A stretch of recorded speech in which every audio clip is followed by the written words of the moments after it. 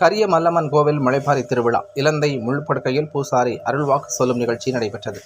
ராமநாதபுரம் மாவட்டம் கமுதி அருகே உள்ள பாம்புல் நாயக்கன்பட்டி கிராமத்தில் உள்ள கரிய மல்லம்மன் கோவிலில் ஆடி திருவிழா விமர்சையாக நடைபெற்றது. இதில் நிறைவு நாளாக 501 பெண்கள் கலந்து கொண்ட முளைப்பாரி திருவிழா நடைபெற்றது.